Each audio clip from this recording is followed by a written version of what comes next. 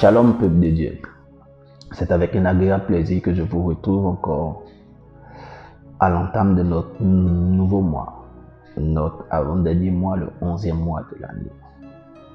Comme vous le savez, je suis porteur d'une grande nouvelle pour vous ce mois encore. J'ai une parole du Seigneur. Pendant que nous sommes en train de préparer la fin de l'année et que nous avons entamé la période pour certains de nos bilans, nous avons certainement vécu au cours de cette année beaucoup de périples, beaucoup de péripéties, beaucoup de situations. Certainement, certains ont pu voir l'accomplissement des choses que Dieu leur avait promises, d'autres n'ont pas pu le faire. Et d'autres sont en attente de leur accomplissement. Je crois pour ma part que le Dieu des grâces est fidèle, celui qui a fait la promesse est capable de l'exaucer.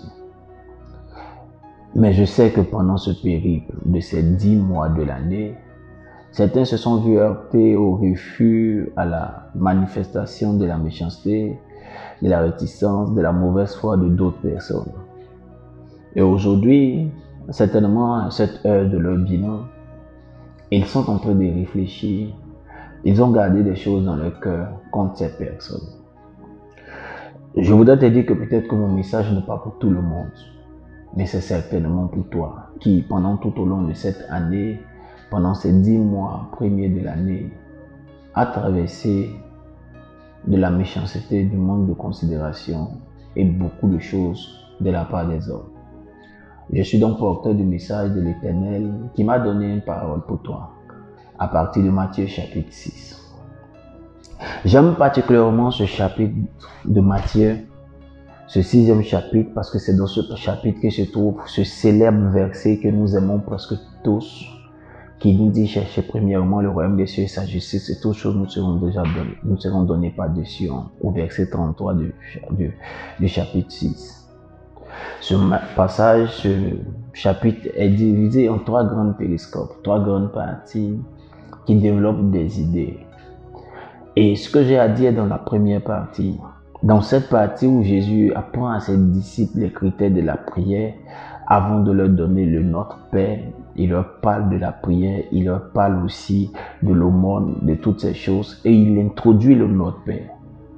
À peine après qu'il ait fini de parler du Notre Père, après qu'il ait cité la prière du Notre Père, il utilise dans les 2 prochains versets une image mais simple, un conseil simple, une exhortation simple. Comme on lui, après nous avoir donné la prière type, pourquoi peut-il utiliser ces 2 petits versets? Alors j'ai demandé au Seigneur: pourquoi me donnes-tu ces versets que Jésus a utilisés après avoir enseigné à ses disciples? Retenez qu'après leur avoir enseigné la prière et qu'il utilise ces 2 versets qui sont les versets 14 et les versets 15, avant que je ne les lise, à partir du verset 16, il parle à ses disciples du vrai jeûne, de l'attitude qu'il doit avoir concernant le vrai jeûne. Bien avant, il a parlé un peu de l'aumône, mais il s'est accentué sur la prière. Après, il parle de l'idée que je vais vous partager maintenant. Et après, il parle du vrai jeûne. Comme pour nous dire que l'idée que je veux vous partager maintenant est au centre entre la prière et le jeûne, pour que nous puissions voir l'exaucement. De quoi est-il question? Lisons Matthieu 6, versets 14 à 15. Il dit ceci: si vous pardonnez aux hommes leurs fautes, votre Père céleste vous pardonnera aussi. Mais si vous ne pardonnez pas aux hommes, votre Père ne vous pardonnera pas non plus vos fautes. Je me suis posé la question: pourquoi après avoir enseigné le Notre Père, une prière des plus célèbres que nous connaissons dans le monde chrétien, un modèle type de prière qu'ils nous donnait, avant de parler du jeûne, qui est la discipline spirituelle associée directement à la prière, il parle d'abord du pardon. Je voudrais m'adresser à toi qui as encore une grande espérance quant à la fin de l'année, qui croit comme moi que Dieu nous fera du bien. Je voudrais juste te rappeler que notre Jésus, notre avocat, celui au nom de qui nous devons prier afin que le Père nous exauce, dit, après avoir enseigné le Notre Père, et nous exhorte au pardon. Je suis le porteur de la voix du Seigneur, votre serviteur, le prophète Semigede Claver, et j'ai la parole du Seigneur pour vous. Et cette parole, elle est claire. Dieu peut encore nous exaucer. Dieu peut encore nous accompagner pendant que nous prenons nos temps de jeûne pour lui demander une intervention ultime pour cette fin d'année. Mais il dit, il y a certainement des personnes qui t'ont fait du mal au cours de ces 10 premiers mois. Il y a certainement des personnes qui t'ont abandonné, qui t'ont humilié, qui t'ont rabroué, qui t'ont rabaissé. Il y a certainement des personnes pour qui tu as promis ne pas leur pardonner, pour qui tu as gardé des choses dans le cœur. Il dit, si nous pouvons leur pardonner, alors notre Père nous pardonnera. Mais si nous n'arrivons pas à leur pardonner, notre Père ne nous pardonnera pas. Dieu n'est pas un homme pour mentir, Dieu n'est pas hypocrite. Quand il décide de ne pas pardonner, à coup sûr qu'il n'exaucera pas. Mais je sais que le plan de Dieu, il me l'a dit un jour, il n'y a aucun sujet de prière que j'ai décidé de ne pas exaucer. Tout dépend des dispositions dans lesquelles la demande m'est faite. Aujourd'hui, si nous avons les dispositions d'un cœur repentant, mais d'un cœur qui pardonne, l'Éternel est disposé à nous pardonner nous aussi et à nous donner l'exaucement que nous attendons. Frères et sœurs, c'est avec un agréable plaisir que je vous ai retrouvés. Et je voudrais que nous puissions mettre ce mois de novembre sous le sceau du pardon.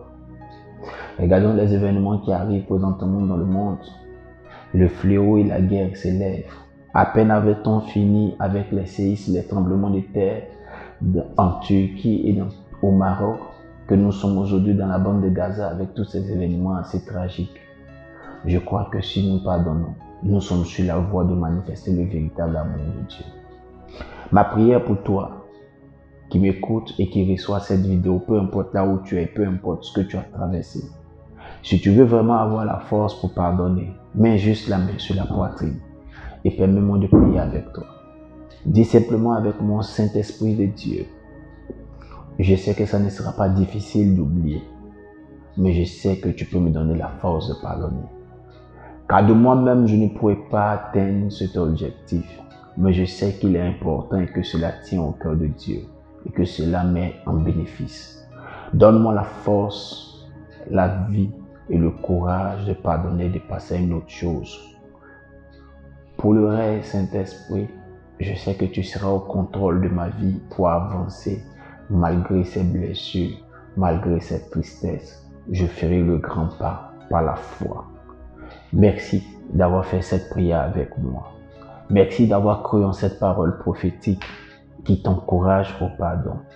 Et je sais que le Dieu de paix, qui a toujours été avec nous et qui nous a toujours pardonné, se mettra en mouvement parce que tu as su obéir à sa parole. Que Dieu nous bénisse abondamment. C'est avec un agréable plaisir que je demande à Dieu de bénir votre mois de novembre.